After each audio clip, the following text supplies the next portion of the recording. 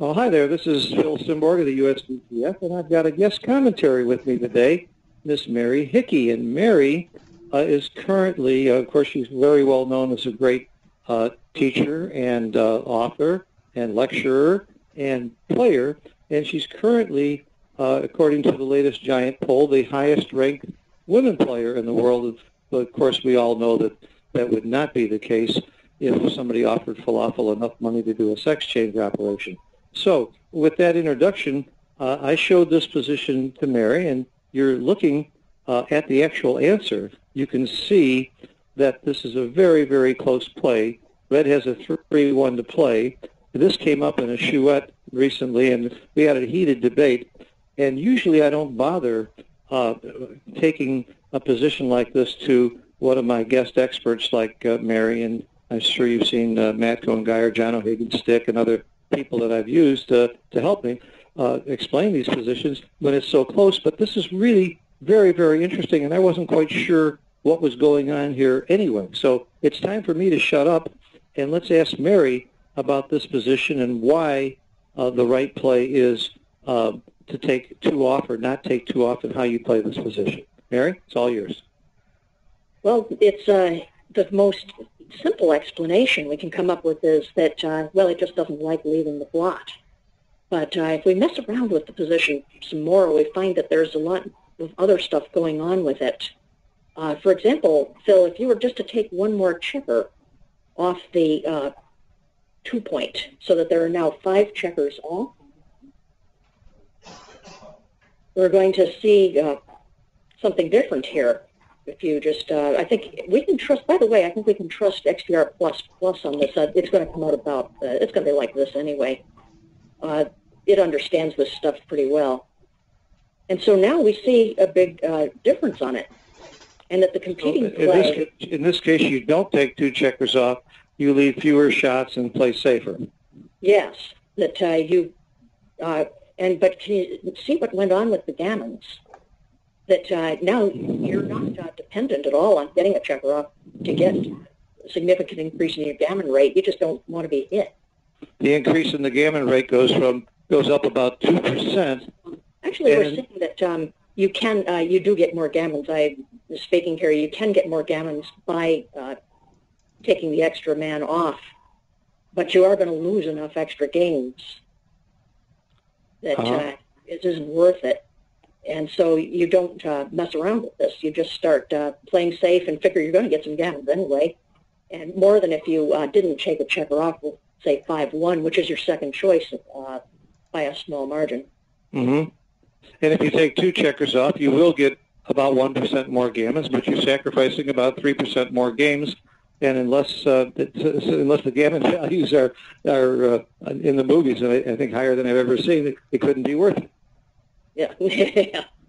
Okay, so this is actually an example of something that where you see something that's not normal. If you are looking at should you take a checker off, or and because otherwise you're going to have to sacrifice doing so. I'm not saying this right. If you were playing 5-4 here, you only reduce his shots by 1. And if you could see any significant gain, like taking a checker off, ordinarily you wouldn't. But here, because it leaves a blot, and also it doesn't leave you with an excellent bear off, you might roll aces again a couple of times and mess up anyway. You actually, in this case, do want to play safe.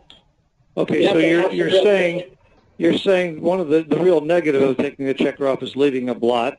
And, of course, leaving a blot means that later on, if he does hit this checker, blue could go back and pick up a second checker, which is really going to increase blue's equity tremendously.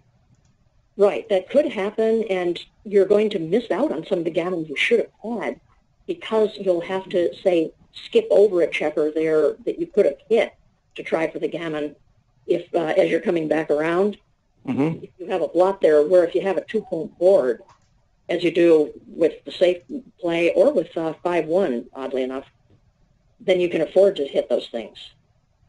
Ah, I see. You're going to have You get hit, you come back in, and now you have a choice in the outfield of maybe hitting loose and continuing, and now hitting loose becomes very risky because the spot is here. I got you. In fact, it's risky to the point where you won't do it.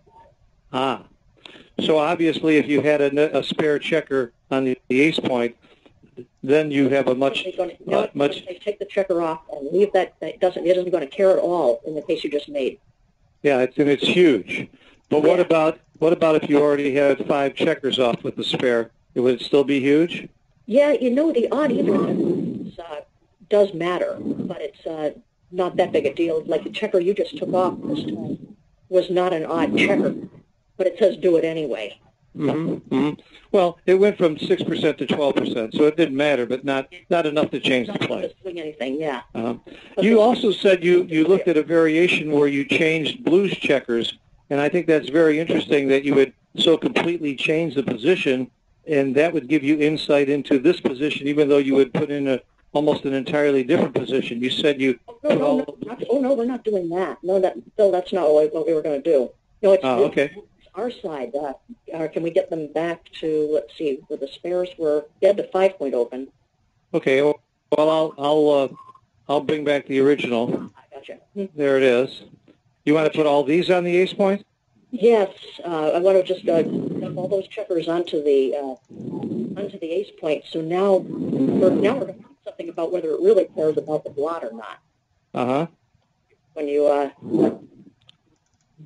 Okay, again, this is a very different position. It has some similarities, but you've proven a point here. Yeah.